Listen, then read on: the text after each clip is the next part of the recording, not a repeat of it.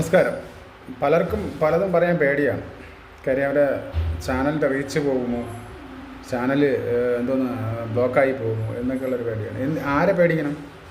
ഇതൊക്കെ വരുന്നതിന് മുമ്പേ ഇവിടെ ആൾക്കാർ ജീവിച്ചിരുന്നില്ലേ, പറയാനുള്ള പറഞ്ഞില്ലേ.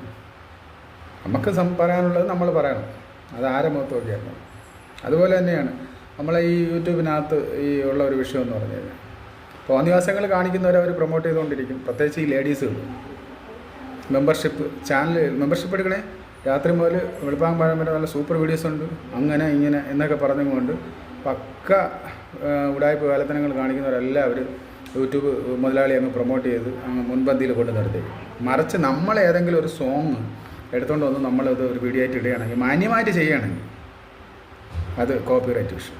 അത് ഒരിക്കൽ കൂടി ഞാൻ പറയണം, നമ്മൾ മാന്യമായിട്ട് നമ്മൾ വീഡിയോ ചെയ്യുന്നവർക്കൊന്നും ഒരു റീച്ചും കിട്ടത്തില്ല, ഒരു കോപ്പും കിട്ടത്തില്ല. മറിച്ച് എന്തെങ്കിലും കോപ്രായങ്ങൾ കാണിക്കുന്നത്, അത് ഇൻസ്റ്റാഗ്രാമിലായിരുന്നോട്ടെ, ഫേസ്ബുക്കിലായിരുന്നോട്ടെ, ഏത് സോഷ്യൽ മീഡിയ ആപ്പിലായിരുന്നാലും ആയിക്കോട്ടെ, കോപ്രായങ്ങൾ കാണിക്കുന്നവർക്കാണ് ലൈക്കും വ്യൂസും ഒക്കെ ചുമ്മാ കൊടുക്കുന്നത്.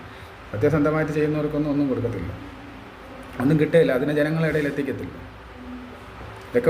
ഇതൊക്കെ എന്നേ പുല്ല് ഇതെല്ലാം ബാൻ ചെയ്തിട്ട് കളയേണ്ട സമയം കഴിഞ്ഞില്ല. ഇതെല്ലാം ബാൻ ചെയ്യണം. എന്തിന്? ആൾക്കാർക്ക് ഉപകാരമില്ലാതെ, നല്ലതിനെ പ്രൊമോട്ട് ചെയ്യാതെ മോശത്തിനെ പ്രൊമോട്ട് ചെയ്യുന്ന ഒരു കാര്യവും വെച്ചാൽ ഇത് വാഴിക്കരുത്.